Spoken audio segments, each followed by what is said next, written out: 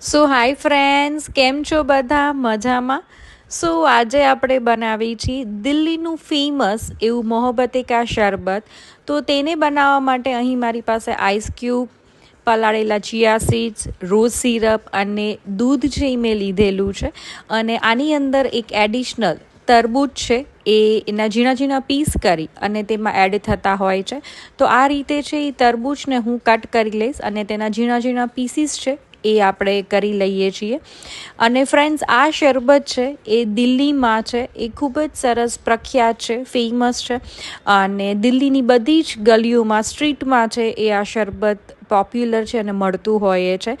તો આ સિઝનમાં ગરમીની શરૂઆત થઈ ગઈ છે. તો આ સિઝનમાં છે હોળીના દિવસે જો તમે આ શરબત બનાવી અને રાખી દો તો તમારા ફ્રેન્ડ્સ અને ફેમિલી મેમ્બર્સ જ્યારે ઘરે આવે ત્યારે તમે તેને ચિલ્ડ છે એ સર્વ કરો તો ખૂબ જ સારું અને ખૂબ જ સરસ લાગતું હોય છે.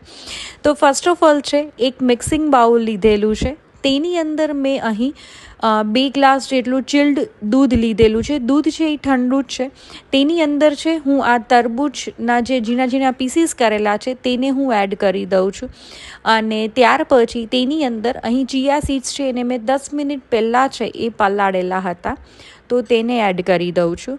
અને રોઝ સિરપ છે એ મેં અત્યારે 1 કપ લીધેલું છે.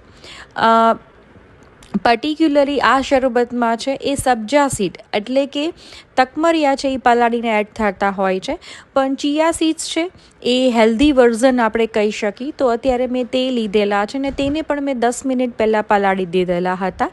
અને આને પ્રોપર રીતે મિક્સ કરી લઈએ છીએ અને ફક્ત 5 મિનિટમાં બની જતું એવું આપણું દિલ્હીનું ફેમસ એવું મોહબ્બતે કા શરબત આપણું તૈયાર છે. હવે તેની અંદર છે હું રોઝ પેટલ્સને આ રીતે અનઇવનલી હાથેથી જ રફલી ચોપ કરી અને એડ કરી દઉં છું. અને તમે તેને ફ્રીઝમાં છે એ સ્ટોર કરીને ચિલ્ડ છે એ સર્વ કરી શકો છો.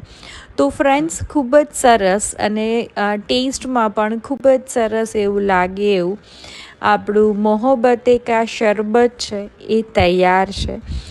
તો તમે મારી ચેનલને સબસ્ક્રાઈબ ના કરી હોય તો ચોક્કસથી મારી ચેનલને છે એ ફ્રેન્ડ્સ સબસ્ક્રાઈબ કરી આપજો. અને અત્યારે ગરમીની સિઝનની શરૂઆત થઈ ગઈ છે, તો આવા અવનવા ડ્રિંક્સ છે એ હું તમારી સાથે ચોક્કસથી શેર કરતી આવીશ.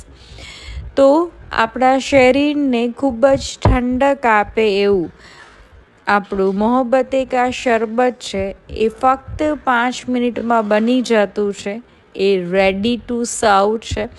તો આ સિઝનમાં તમે પણ ચોક્કસથી બનાવો અને ઠંડુ ઠંડુ છે તમારા ગેસ્ટને છે એ સર્વ